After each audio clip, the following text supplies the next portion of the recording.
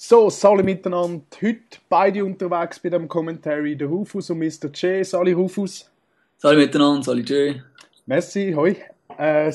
Jetzt für den Abschluss von MW3, weil ja Black Ops 2 die einen schon morgen im Briefkasten haben oder spätestens am Montag, gibt es noch schnell ein kleines Review über MW3, weil wir haben langsam genug gesehen vom MW3. Wir freuen uns schon abartig aufs Black Ops 2. Am liebsten würden wir das MW3 in eine Kiste rein tun, Ketten rundherum, mit Beton füllen und irgendwo den Zürichsee oder die Limmatur abspülen.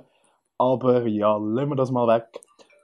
Rufus, fangst du gerade mal an mit dieser Liste, die wir schön geschrieben haben? Ja, jetzt ist so der zweite Durchgang, oder? Jetzt willst du mir schon was sagen, Ja, das stimmt. dass der Scheiß vergamed hat. Nein, also, wir haben so ein bisschen eben das Review machen, was ist gut gewesen, was weniger. Fangen wir doch mal an bei den Waffen. Jay, was meinst du? Ja, Waffen, das ist ja so ein Thema. Natürlich ganz auf Nummer 1 ist die FMG 9 und dann noch Strich Akimbo. Der grösste Horror, der Tod von mir aus gesehen bei den Waffen, was wirklich verbockt haben.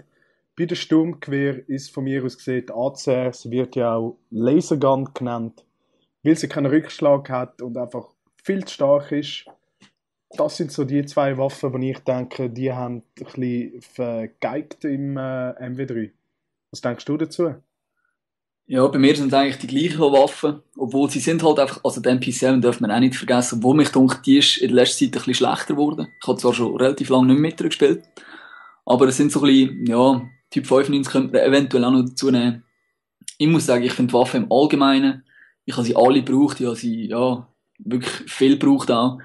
Im Allgemeinen muss ich sagen, ich finde Waffen eigentlich gut, weil, ja, in jedem Game gibt's overpowered Waffen, oder, wie man dem jetzt auch will sagen, unfair, oder was auch immer. Ich meine, die FAMAS M2, da AK-47U in Black Ops, das gibt's überall ein bisschen, aber sie hätten es sicher können verbessern. Ja, das stimmt. Und was hast du davon gehalten? So die Vielfalt von der Waffe, hast du es gut gefunden? Einfach so die Verschiedenheit untereinander. Es hat echt Spass gemacht. Auch mal wirklich eine andere Waffe zu nehmen, mal irgendwie den Dragunov zu spielen. Obwohl es ziemlich eine feurige Waffe ist, eigentlich, wenn man so die anderen vergleicht. Aber mal hat es eigentlich gut gefunden, hat Spass gemacht. Tipptopp. Ja, es geht mir etwa genauso. Jetzt, nächster Punkt. Die Maps. Was sind eigentlich deine Lieblingsmaps gewesen? Welche Maps hast du für gefunden? Also Führung gefunden habe ich ganz sicher Downturn. Weiß nicht was, also die Idee von der Stadt habe ich eigentlich cool gefunden. Die Umsetzung habe ich ziemlich scheiße gefunden.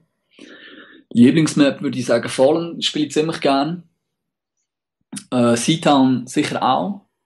Wenn es jetzt nicht gerade ins härteste vercampt, das Haus dort hinten bei A.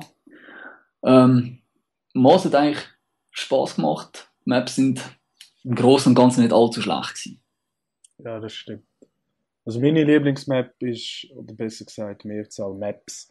Weil ich, weil ich gut gefunden habe, ist Arcaden. Die hat noch viel Spaß gemacht. Hm. Plus noch Lockdown. Das sind Ja, so die zwei Maps, wo mich immer gefreut haben. Am Anfang war es auch Dome, aber im Verlauf von der Zeit ist mir Dome recht auf den Sack. ja, mir auch. Ja, Interchange finde ich eigentlich noch geil. Es hat ein bisschen viel Brücken, das heisst, die Luftunterstützung ist nicht so der Hammer, aber finde ich eigentlich auch nicht so schlecht gemacht. Ja gut, wenn wir da noch schnell zurückschauen, was sie vielleicht bei den Maps auch ein bisschen überlegt haben, dass du halt deine Abschussserien im Land, je nachdem welche Map das du hast, musst variieren, eben wie Interchange. Ich glaube es kaum, dass du da einen Kampfhubschrauber oder einen Payflow wirklich bringt, wenn die Leute gescheit sind und sich immer unter der Brücke verstecken. Aber Das wird ist dann eine sicher so, Sache ja. sein. Ja. Ja, Dann, ja, ja, machen wir doch gerade bei der Abschlussserie weiter, oder? tipptopp, ja. Willst du anfangen? Ja, ist gut. Also, was habe ich gut gefunden? Natürlich Spezialistenpaket. Das finde ich wiederum auch gut im MW3 durch die Wildcards. Kannst du Black Ops 2. Black Ops 2, danke, sorry. Black Ops 2. Durch die Wildcards hast du natürlich auch so eine Art Spezialistenbonus. Es ist zwar nicht das Gleiche, aber es ist ein bisschen übertragen worden. Das finde ich saumässig gute Idee. Und ja, hast du eigentlich von der Unterstützung so gedacht? Oder wie hast du sie gefunden bei der Abschusserie? Ja, das haben wir wahrscheinlich schon zum tausendsten Mal gehört, aber ich finde einfach, es gibt so Sachen, wo mich aufregen. Also, Stealth Bomber ist das eine, vor allem einfach die Durchschlagskraft, wenn man es vergleicht mit einem Präzisionsluftschlag, wo man nicht sterben darf, bis man den dann hat, ist einfach, sagen wir jetzt mal, die Wucht vom Stealth Bomber ist wahnsinnig groß. Du kannst wirklich zum Teil in einem Haus drin sein und das nimmt dich gleich noch mit. Ja, das stimmt. Das andere ist, also alle anderen 18er, das heisst Juggernaut oder da, wie heisst Das Phalanx-Geschütz. Airdrop-Dings da. Hui. Der Osprey, der sonst nichts macht, außer Päckchen, aber so. Ja, Geschenkli. Der stört mich eigentlich nicht so, aber die EMP, wenn die kann ein MOAB aufhalten, finde ich es auch relativ mühsam. Also ich habe ein paar MOABs so verloren, weil dann einfach immer wieder EMPs in den Test sind, dann ist irgendwie das Game fertig gewesen. Ja. Ja. Das kann es nicht sein, weil die Moab, sage ich jetzt mal, ist immer wieder eine Leistung, je nachdem, wie sie holst. Und dann soll nicht so einer mit der Unterstützung irgendwie können deine Killstreak aufhalten.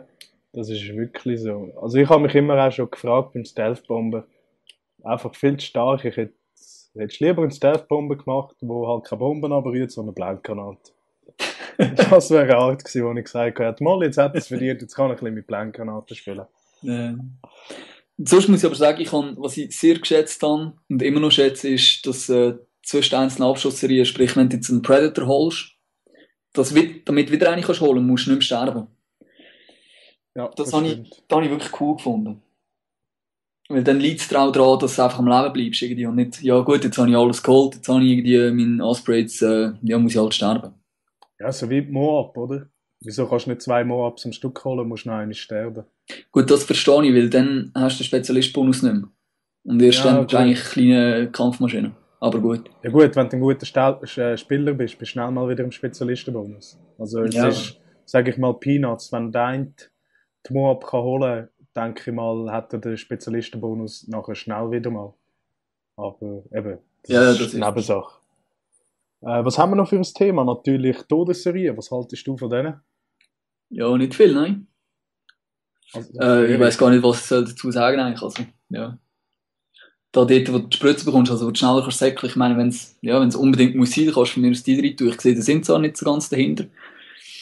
Aber ja, das andere ist einfach Führung. Also, ja.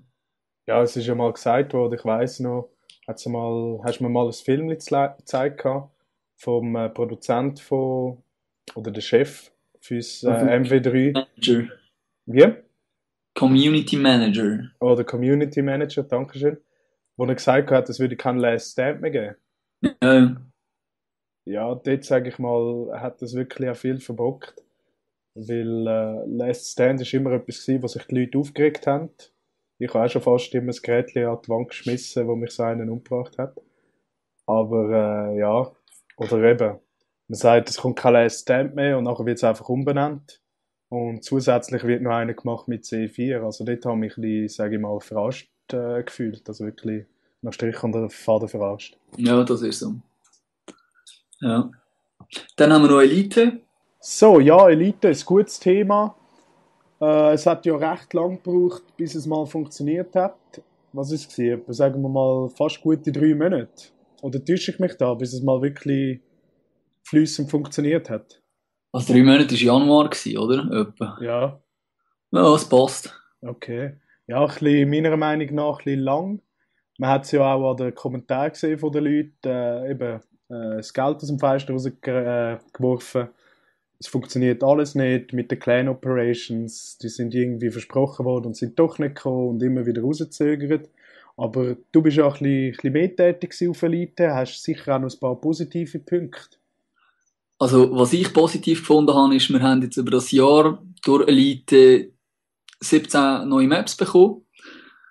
Obwohl ich sie fast nicht spiele, finde ich diese Art von Support, wenn du dem so willst sagen, finde ich eigentlich nicht schlecht. Also ich finde 17 Maps auf ein Jahr finde ich eine gute Leistung. Das muss ich sagen, finde ich gut, aber es ist, wie gesagt, verdammt lang gegangen, bis es dann endlich auch mal funktioniert hat. Ja, jetzt können wir natürlich nur hoffen, dass es halt aus diesen Fällen so haben können programmieren, dass es im Black Ops 2 gerade von Anfang an funktioniert. Das ist so, ja.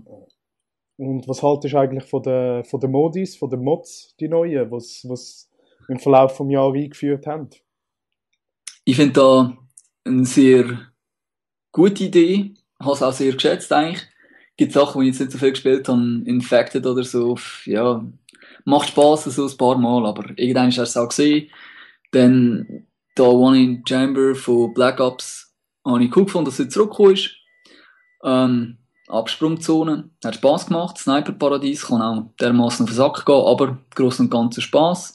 Schicht im Schacht, ja, da wissen wir, glaube ich, jetzt alle momentan, wie es so ein bisschen aussieht. Aber im Großen und Ganzen finde ich eigentlich die Idee gut. Ja, das stimmt. Viel Abwechslung haben sie gebracht mit den neuen Modis. Also, finde ich auch gut.